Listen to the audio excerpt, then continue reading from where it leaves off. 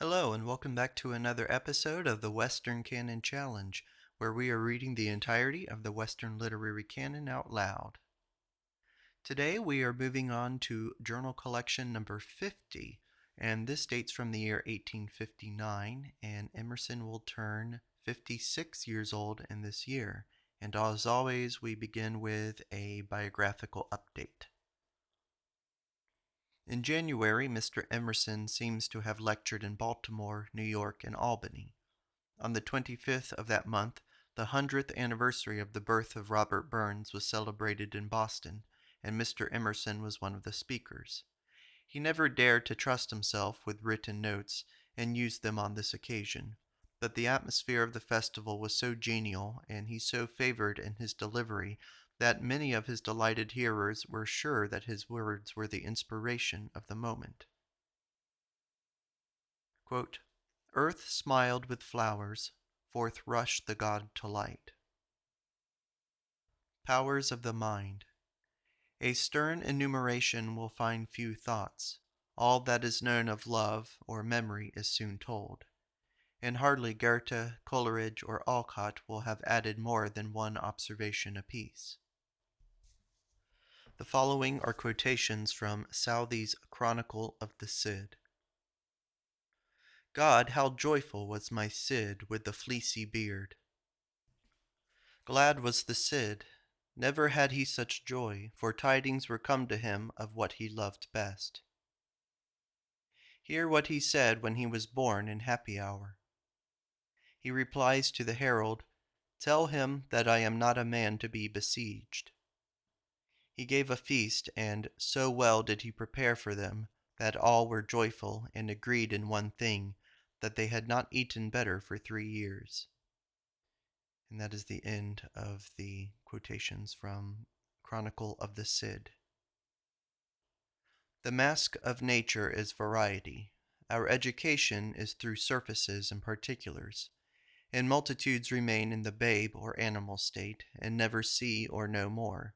But in the measure in which there is wit, we learn that we are alike, that a fundamental unity or agreement exists, without which there could be neither marriage, nor politics, nor literature, nor science. We are born with an indestructible conviction that the reason why our fellow does not think as we do is because of some fraud he practices on himself. He holds up his milk, he checks the flow of his opinion. Yes, and we look in his eye and see that he knows it too, and hides his eye. The following is a poem entitled Michelangelo. Alas, alas, that I am betrayed by my flying days. It is then the looking-glass, not the mind, if self-love do not tarnish it. Alas, that he who foolish frets in desire, not heeding the flying time, finds himself like me at one instant old. Nor know I how to repent, nor do I make myself ready, nor advise myself with death at the door. Enemy of myself, vainly I pour out plaints and sighs, since there is no harm equal to lost time. Then follows a better form of the same thought. Woe's me, when I think of my spent years, I find not one among so many days, not one was mine. Hopes which betrayed me, vain longing, tears, love, fiery glow, and sigh. For not one mortal affection is longer new to me. Held me fast, and now I know it and learn it, and from goodness and truth ever severed, go I forth from day to day further. Ever the shadows grow longer, ever deeper sinks for me the sun, and I, infirm and outworn, am ready to fall. Michelangelo's Poems. To Miss Margaret P. Forbes, February 14th, 1859. I send you back Counterparts, a talismanic book full of secrets guarded so well that no profaner eye can read. For the gem will, I doubt not, be taken by most for a dull pebble, whilst you are sure you have seen it shoot rays of green, blue, and rosy fire.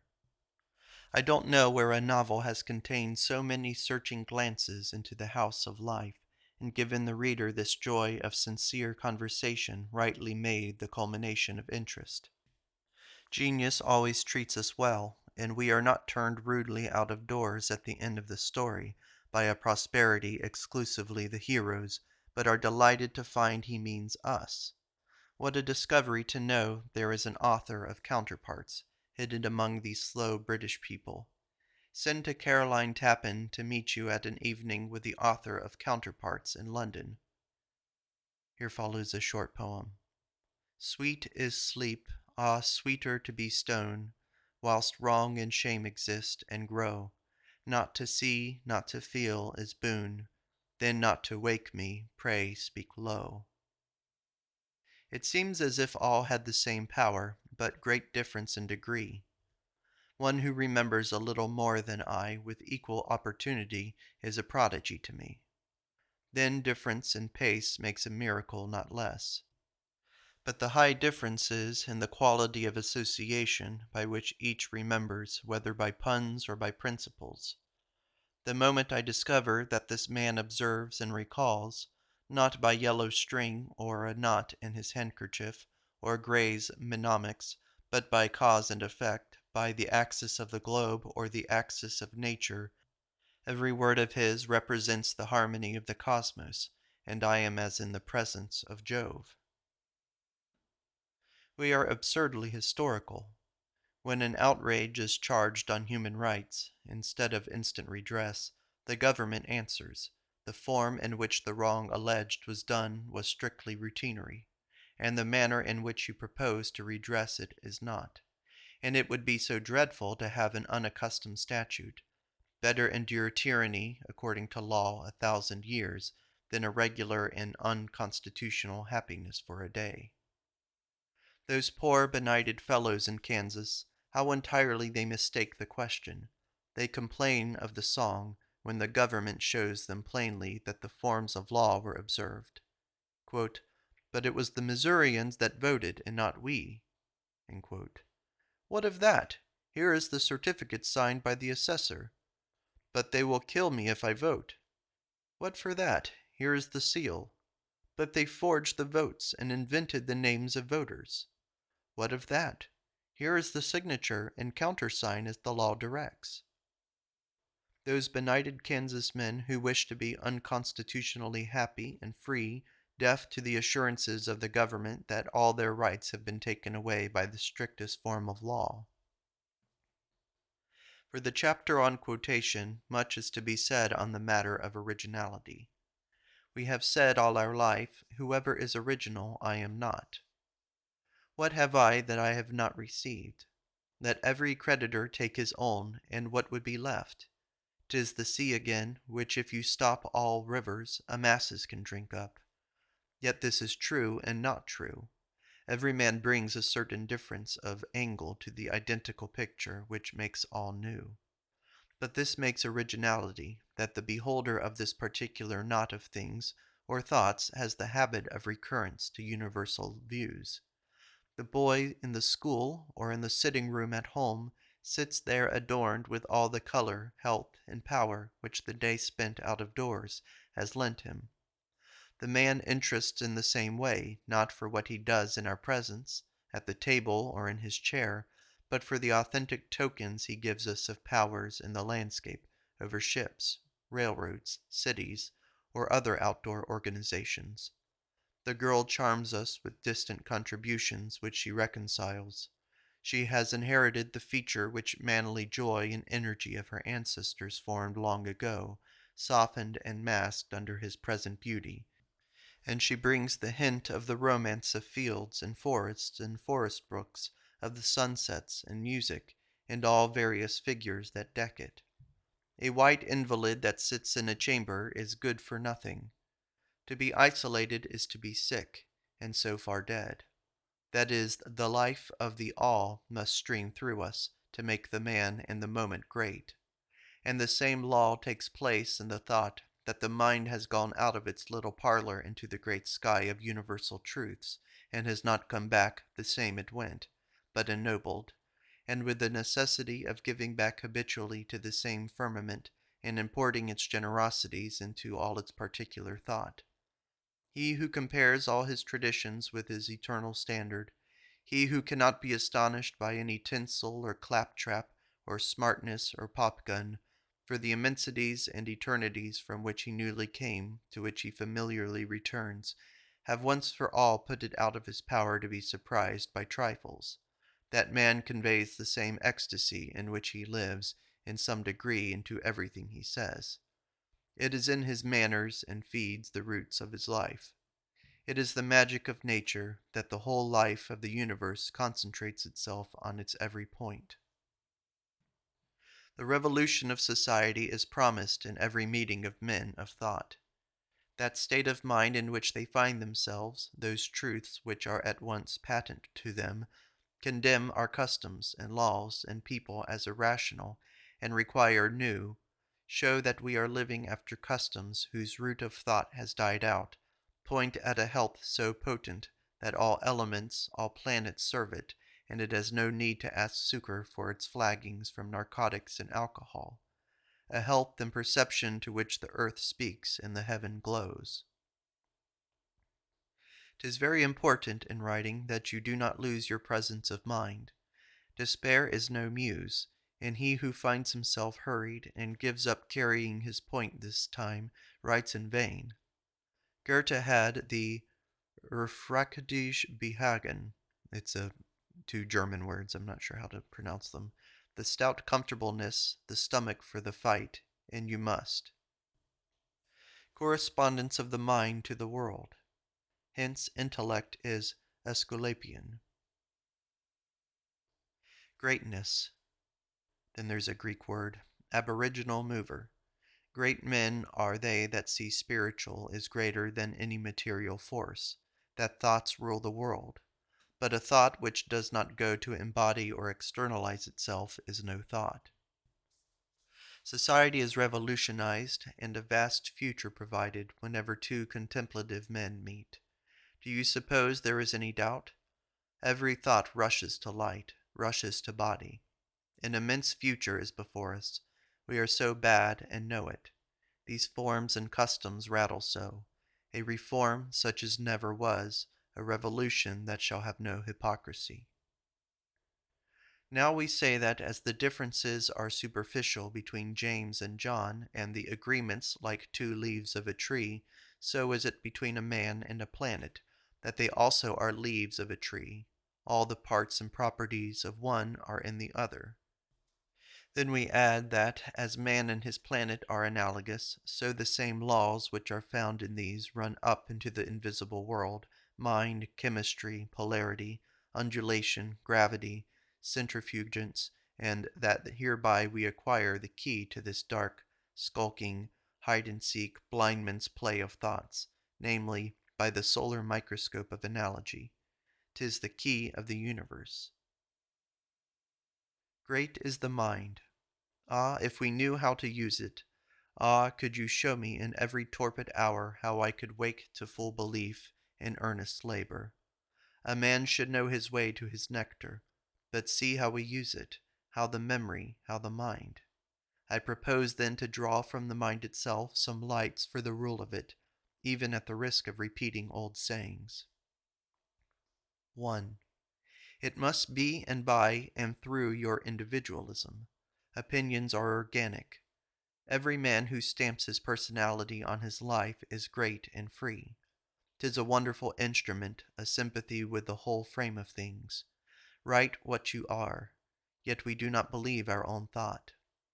It does not need to pump your brains and force thought to think well. Oh, no, right thought comes spontaneously. It comes like the breath of the morning wind, comes daily like our daily bread. To those who love it and obey it, it comes duly. When we wake, our thought is there waiting for us.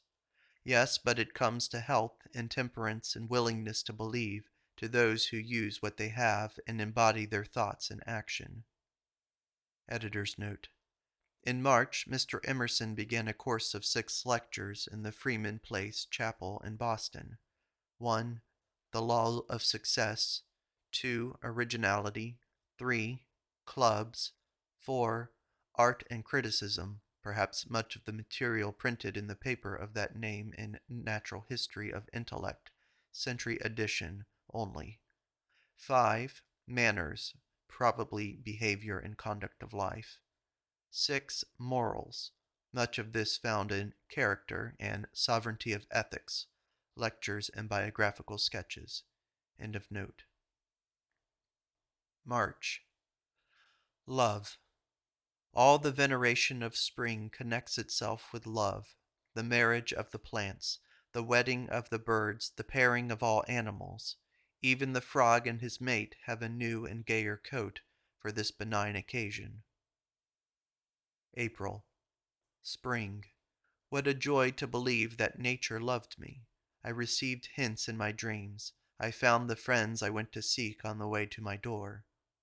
Mallows. First sign celestial nature's show of sympathy with ours below. Pythagoras. Spring, cold with dropping rain, willows and lilacs brings again the whistling of unnumbered birds and trumpet lowing of the herds.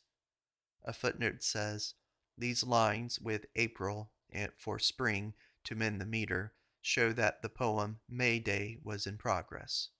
End note. The fool in Goethe's Helena, when paper currency was invented, said, "What do you say? This is money? I will go and buy me a farm." And Mephistopheles points to the fact that the fool is the only one of the set who does a wise thing. I saw the same thing occur the other day when the two girls passed me. The accomplished and promising young man chose, with approbation of all surrounding society, the pretty girl, who went through all the steps unexceptionably. But the real person, the fine-hearted, witty sister, fit for all the range of real life, was left, and to her a foolish youth passionately attached himself and said, "I shall be wretched and undone, but you I must have." And he was right, and the other not. Ripple Pond. The rippling of the pond under a gusty south wind gives the like delight to the eye as the fitful play of the same wind on the Aeolian harp to the ear, or the darting and scud of ripples is like the auroral shootings in the night heaven. Ellery Channing's poetry is wanting in clear statement. Rembrandt reaches effects without details, gives you the effect of a sharp nose or a gazing eye, when if you look close there is no point to the nose and no eye is drawn. William Hunt admires this, and in his own painting puts his eye in deep shadow, but I miss the eye, and the face seems to nod for want of it. And Ellery makes a hazy, indefinite impression, as of miscellaneous music without any theme or tune.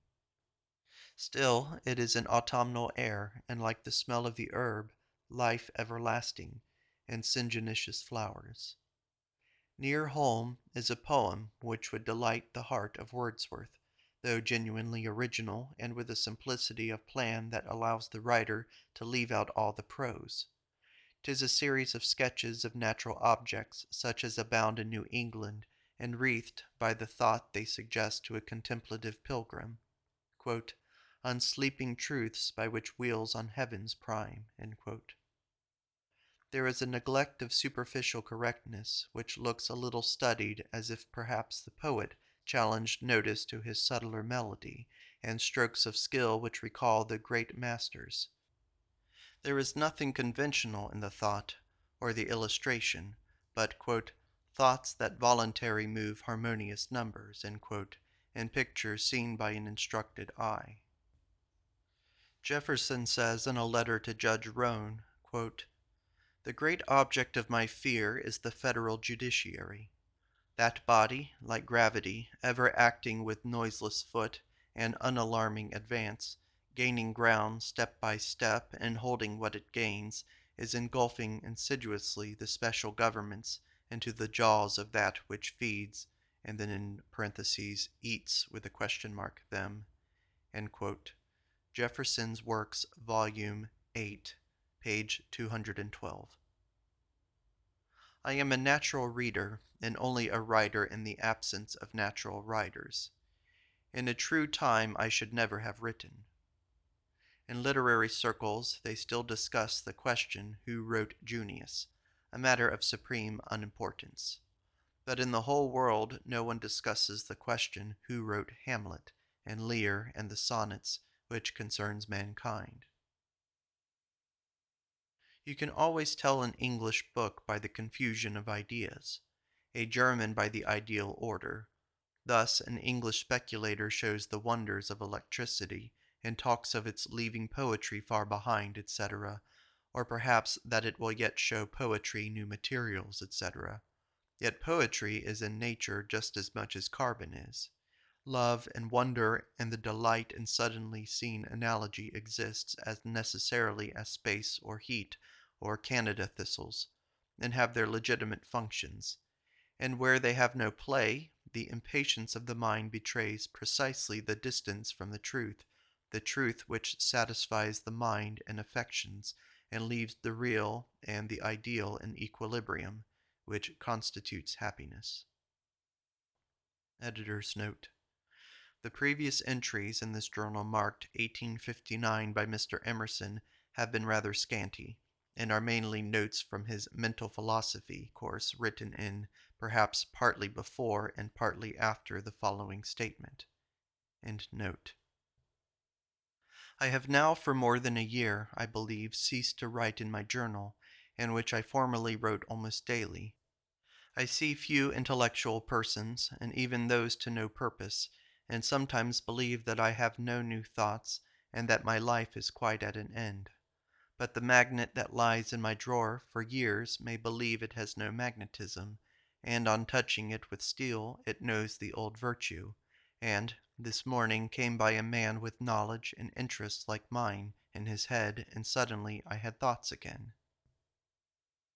Among the words to be gazetted, pray insert the offensive Americanism balance for remainder, and what always accompanies it in this Albany man's book, lay for lie. Pace. The world is reckoned by dull men a dead subject, whilst it is quick and blazing. The house and farm are thought fixed and lasting, whilst they are rushing to ruin every moment. The difference between skilful and unskilful men is, that the one class are timed to this movement, and move with it, can load as they go, can read as they run, can write in a cab, whilst the heavy men wait for the eagle to alight, for the swallow to roost like a barn fowl, for the river to run by, for the pause in the conversation, which never comes till the guests take their hats. Rarey can tame a wild horse, but he can make wild a tame horse. It were better. Channing, who writes a poem for our fields, begins to help us. That is construction, and better than running to Charlemagne and Alfred for subjects. Secondary men and primary men. These travelers to Europe, these readers of books, these youths rushing into counting rooms of successful merchants, are all imitators, and we get only the same product weaker. But the man who never so slowly and patiently works out his native thought is a primary person. The girl who does not visit, but follows her native tastes and objects, draws Boston to her.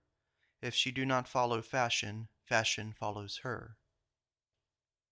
Why do I hide in a library, read books, or write them, and skulk in the woods, and not dictate to these fellows, who you say dictate to me as if they should not?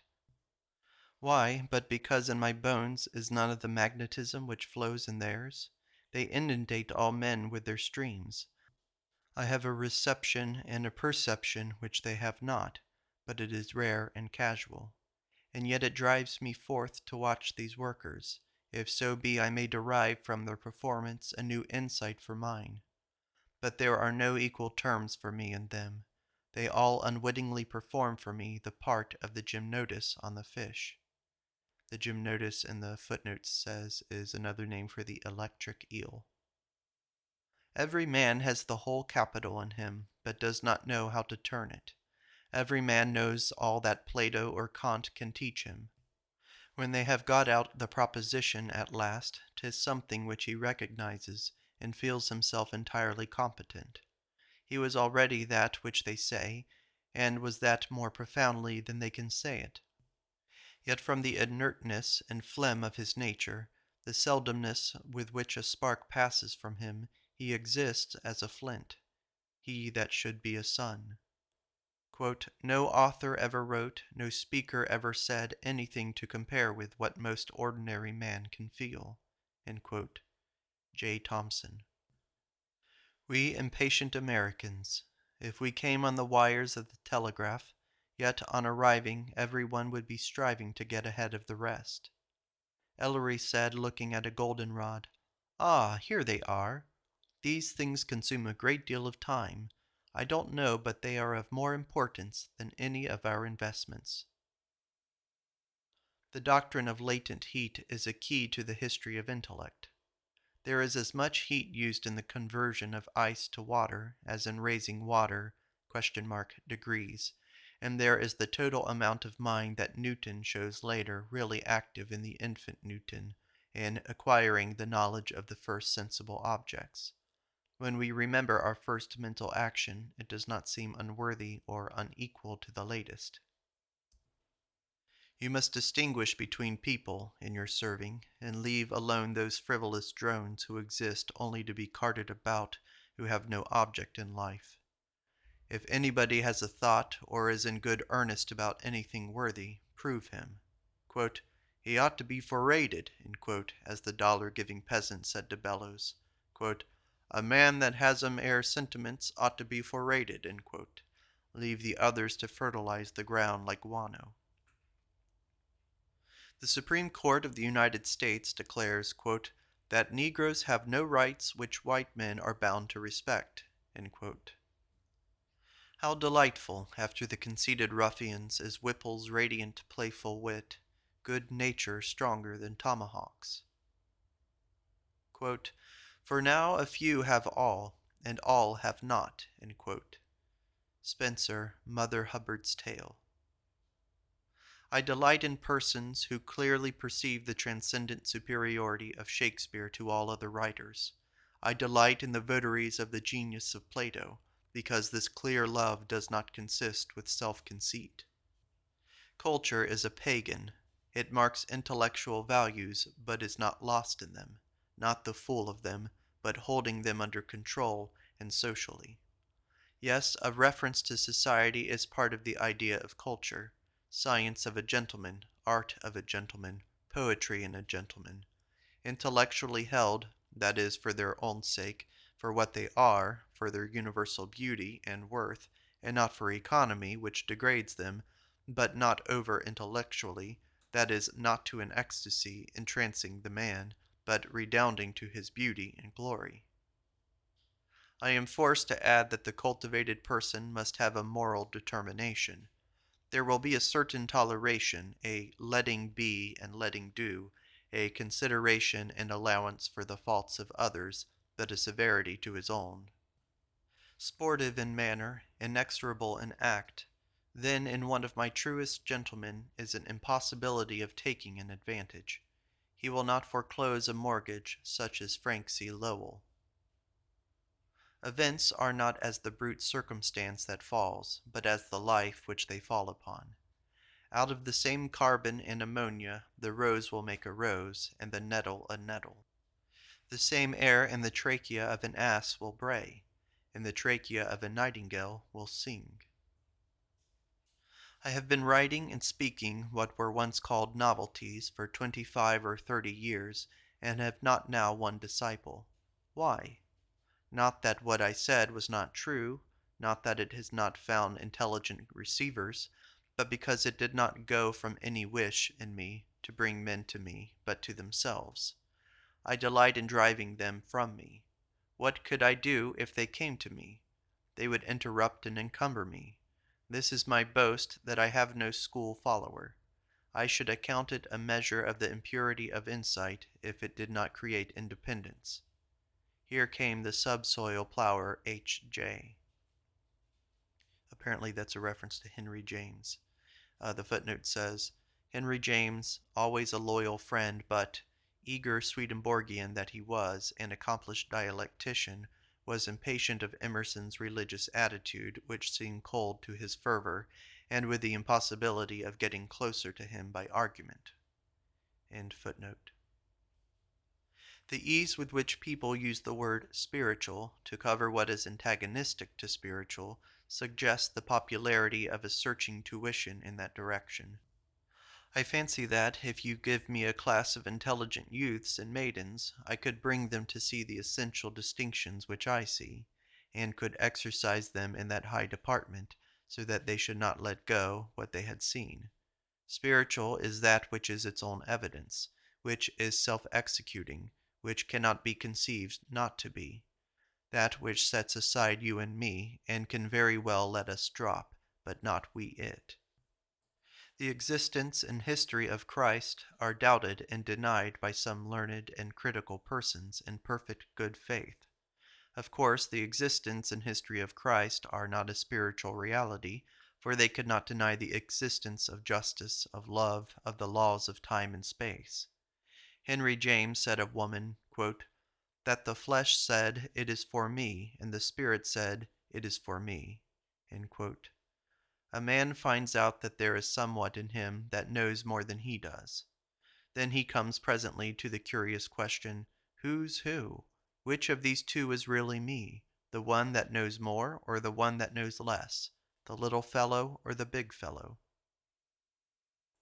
Personality. No man's egotism covers his personality. Personality is identical with the interest of the universe. The wind is obedient to the heavenly vision, suffers no regard to self to interfere. Egotism looks after the little Timothy that it is, and much overestimates the importance of Timothy. Egotism is a kind of buckram that gives momentary strength and concentration to human beings. Broad as God is the personality we want, and which all great souls have or aspire to have. We stand for God. Knights and romance must be majestic and compel reverence, and accept no conditions or disparagements. Henry Clay says, quote, I thank my God that he has given me a soul incapable of fear of the anger of any other being besides myself. End quote. We grasp and pull down, and would pull down God if we could, and if a man get 10,000 votes, admire him. But if another get 20,000, the universe of fools turn round to the new man, and excellence is lost sight of in this hunger for performance. Let us rather prefer the private power of each person, the door into nature that is open to him, that which each can let him do, satisfied with his task and its instructions and its happiness. Then over all let him value the sensibility that receives, that believes, that loves, that dares, that affirms. I value Michelangelo's saying, quote, there is something I can do, end quote. I value a man's trust in his fortune, when it is a hearing of voices that call him to his task, when he is conscious of a great work laid on him to do, and that nature cannot afford to lose him until it is done. Editor's note. A large part of this portion of the journal is taken up with matter found in Success, Quotations, and Originality and Courage, not here printed. End note. Believe the faintest of your presentiments against the testimony of all sacred and profane history. A great man is always a contradiction to his age and to foregoing history. If Plato has not been, you would say no Plato could be. If Jesus had not been, would not the skeptic deny the possibility of so just a life? And yet steadily in the heart of every man the possibility of a greater than Plato, of a greater than Jesus was always affirmed, and is affirmed, for every man carries with him the vision of the perfect. And the highest actual that fulfills any part of this promise exalts the ideal just so much higher, and it can no more be attained than he can set his foot on the horizon which flies before him. Spiritism once more. The same things which you tell, or much better, I could well accept, if they were told by me by poets, or of great and worthy persons. That the hero had intimations preternatural of what it behoved him to know, that a noble lover should be apprised by omens or by presentiments of what had befallen his friend in some distant place is agreeable to believe, but angels do not appear to ask why Mr. Smith did not send home his cabbages or Dick his new shoes. We had much to talk at the Adirondack Club on Everett's extraordinary jump into the arms of Bonner. Here follow a poem entitled Boston. The rocky nook with hilltops three looked eastward from the farms, and twice a day the flowing sea took Boston in its arms. The youth of yore were stout and poor, and sailed for bread to every shore. The waves that rocked them on the deep made them as free and bold. The winds that sung the boy to sleep sang freedom uncontrolled. The honest waves refused to slaves the empire of the ocean caves. Oh, once when they were few and brave, they minded well their task. Was not too high for them to crave, they gave what they did ask. Your town is full of gentle names, by patriots once were watchwords made. The war cry names are muffled shames, the men are menials made. But who would dare a name to wear the foe of freedom everywhere? At every parting with people who interest us at all, how the sense of demerit is forced upon each. May, with a question mark. Here dies the amiable and worthy Prescott amid a chorus of eulogies, and if you believe the American and almost the English newspapers for a year or two back, he is the very muse of history. And meantime, here has come into the country 3 months ago a book of Carlyle, History of Frederick, infinitely the wittiest book that ever was written, a book that one would think the English people would rise up in mass to thank him for by cordial acclamation, and congratulate themselves that such a head existed among them, and sympathizing and much reading America would make a new treaty, extraordinary of joyful grateful delight with England, in acknowledgment of such a donation. A book with so many memorable and heroic facts working directly to practice. With new heroes, things unvoiced before, with a range of thought and wisdom, the largest and the most colloquially elastic that ever was, not so much applying as inoculating to every need and sensibility of a man, so that I do not so much read a stereotype page as I see the eyes of the writer looking into my eyes, all the way, chuckling with undertones and puns and winks and shrugs and long commanding glances and stereoscoping every figure that passes and every hill, river, wood, hummock, and pebble in the long perspective, and withal a book that is a judgment day, too, for its moral verdict on men and nations and manners of modern times, with its wonderful new system of mnemonics, whereby great and insignificant men are ineffaceably ticketed and marked in the memory by what they were, had, and did. And this book makes no noise. I have hardly seen a notice of it in any newspaper or journal, and you would think there was no such book, but the secret interior wits and hearts of men take note of it, not the less surely. They have said nothing lately in praise of the air, or of fire, or of the blessing of love, and yet I suppose they are sensible of these, and not less of this book, which is like these. What a critic is the age! Calvinism, how coherent, how sufficing, how poetic! It stood well every test but the telescope. When that showed the Copernican system to be true, it was too ridiculous to pretend that our little speck of an earth was the central point of nature, etc.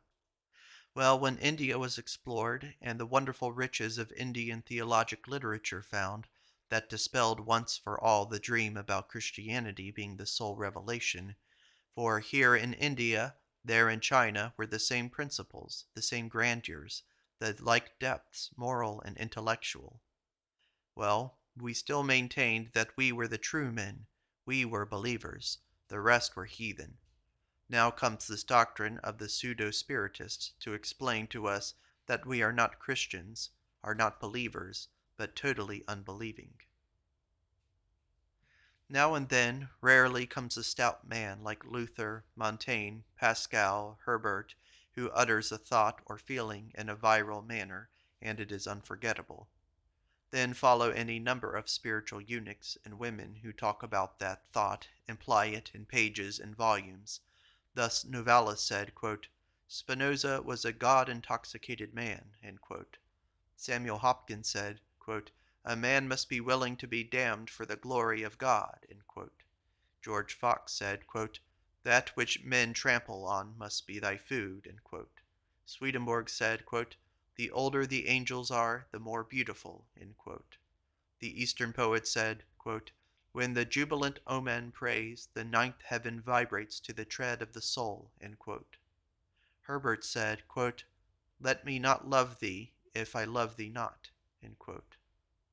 Each of these male words, being cast into the apprehension of pious souls, delight and occupy them, and they say them over in every form of song, prayer, and discourse, such as Silesius Angelus, such as U, such as A, such as Pusey and his men, great bands of female souls who only receive the spermatic aura and brood on the same, but add nothing. Do not spend one moment on the last. They are mere publishers and diluters and critics. Sentiment is materialized, that dear excellence of English intellect, materialized intellect, like kyanized wood, had already come into fashion. Quote, the deepest speculations are but difficult trifles, if they be not employed to guide men's actions in the path of virtue, end quote. Kenelm Digby, Memoirs, page 265. Poverty's Praise. If bright the sun, he tarries, all day his song is heard, and when he goes he carries no more baggage than a bird. Were it not fit subject for a poem to send a soul to doom in the charge of an angel and trace the angel's vain attempts to find a hell for it, the assimilating energy of Osman converting every place into the one thing needful and every hobgoblin into the best company? Reality rules destiny.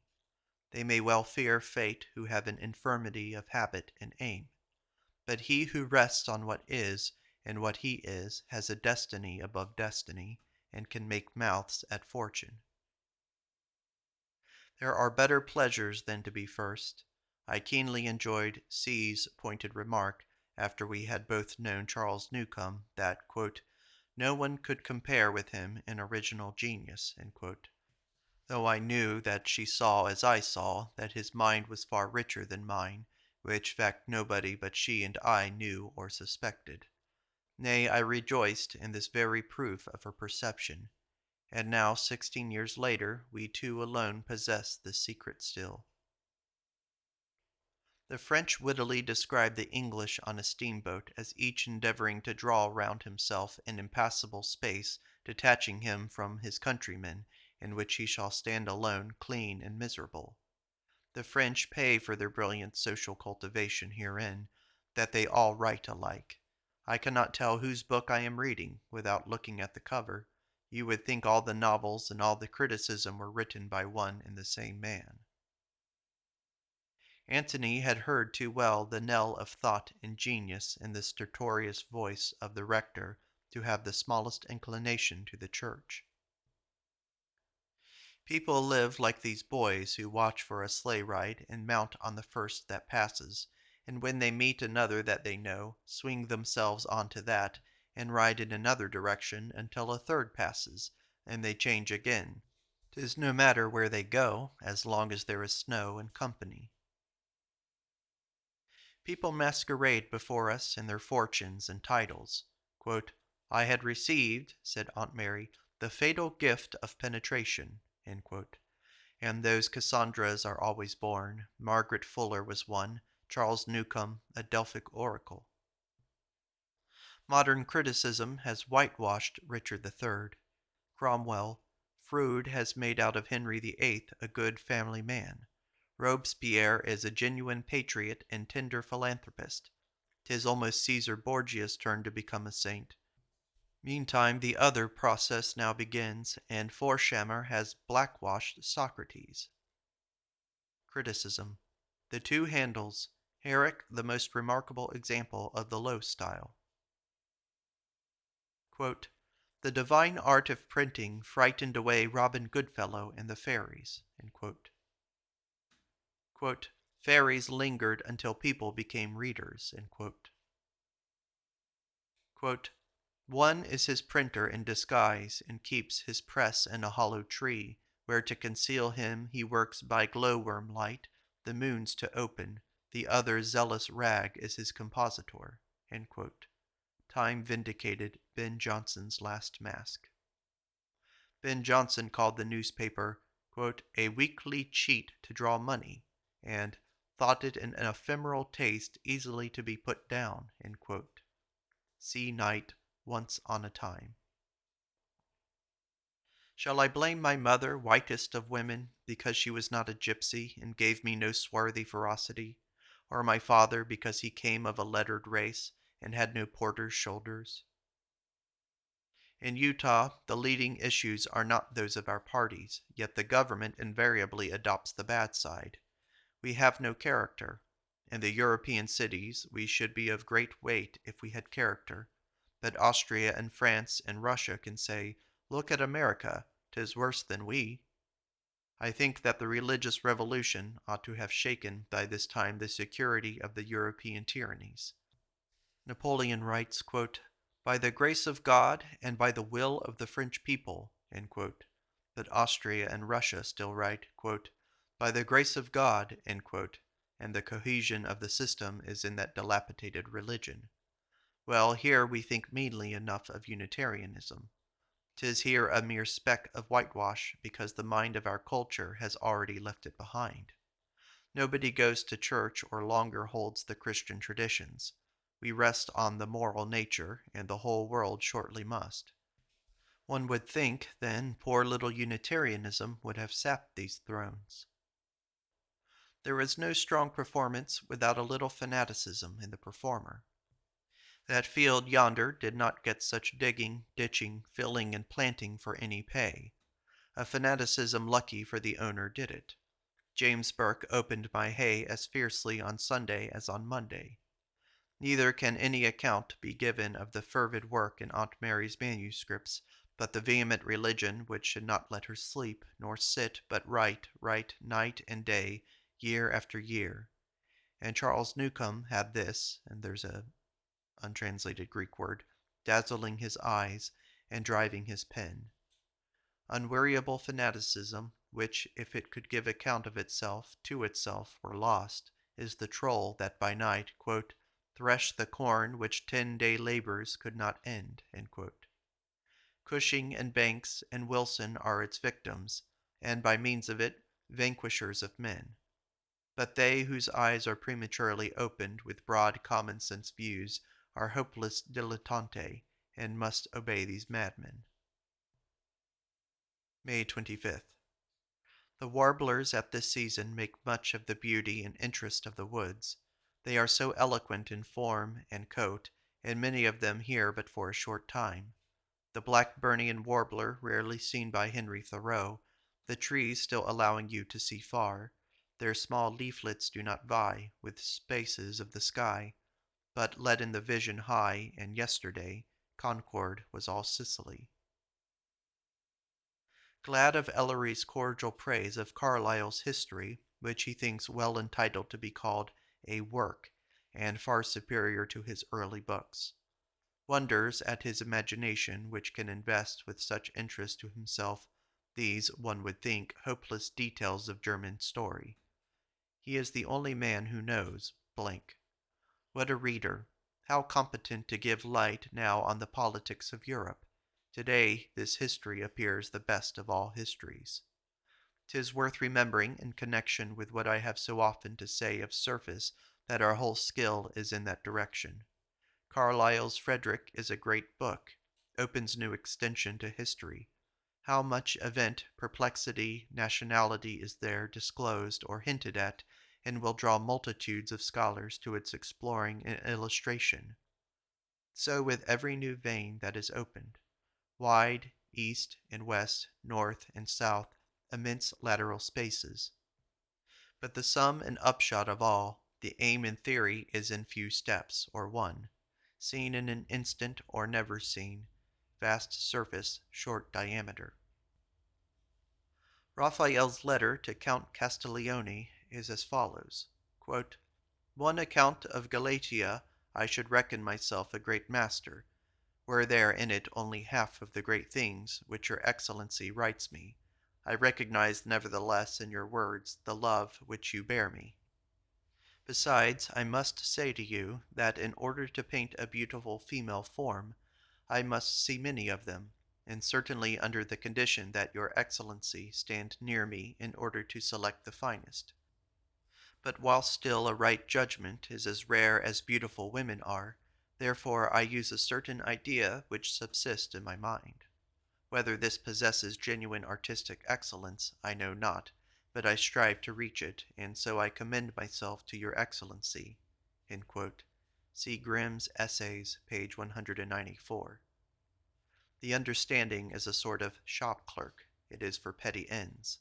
It has nothing catholic or noble in power or aim. It is the perception of a prince, direct, omniscient, self-contained, needing no ally. Dante. Dante cannot utter a few lines, but I am informed what transcendent eyes he had, as for example, then there's a brief passage from Dante which is untranslated. How many millions would have looked at candles, lamps, and fires and planets all their days and never noticed this measure of their illuminating force, quote, "of conquering a hemisphere of the darkness," yet he says nothing about his own eyes. Inspiration. What marks right mental action is always newness, ignoring of the past, and the elasticity of the present object, which makes all the magnitudes and magnets quite unnecessary. This is what we mean when we say your subject is absolutely indifferent. You need not write the history of the world, nor the fall of man, nor King Arthur, nor Iliad, nor Christianity, but write of hay, or of cattle shows, or trade sales, or of a ship, or of Ellen, or Alcott, or of a couple of schoolboys, if only you can be the fanatic of your subject, and find a fiber reaching from it to the core of your heart, so that all your affection and all your thought can freely play. Tennyson. England is solvent, no matter what rubbish and hypocrisy of Palmerstons and Malmesburys and Disraelis she may have, for here comes Tennyson's poem, indicating a supreme social culture, a perfect insight, and the possession of all the weapons and all the functions of a man, with the skill to wield them which Homer, Aristophanes, or Dante had.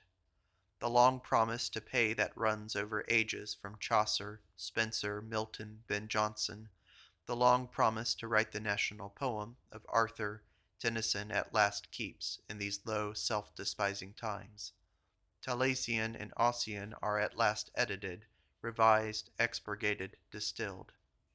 The national poem needed a national man, and the blood is still so rich and healthful that at last in Tennyson a national soul comes to the Olympic Games, equal to the task. He is the Pisistratus who collects and publishes the Homer ripened at last by the infusion of so many harvests, and henceforth unchangeable and immortal. A collection there should be of those fables which are agreeable to the human mind. One is the orator or singer who can control all minds. The perfect poet again is described in Talesian's songs and the Mabinogion. Tennyson has drawn Merlin.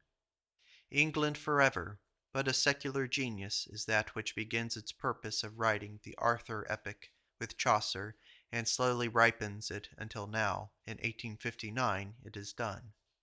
And what a heart-whole race is that which in the same year can turn out two such sovereign productions as the Histories of Frederick and the Four Idols. Channing's remark is that there is a prose tone running through the book, and certainly he has flat lines, such as the 4 lines, "forgetful of his promise to the king," etc., which contrasts badly with the similar iteration in Shakespeare's Henry VI, the dying soliloquy of Warwick, which is alive. But he has known how to universalize his fable, and fill it with his experience and wisdom. The eternal moral shines, but what landscape and what words! "The stammering thunder," End quote. This is the end of Part 1 of Emerson's journal collection number 50, dating from the year 1859, when the author was 56 years old. Thank you for listening.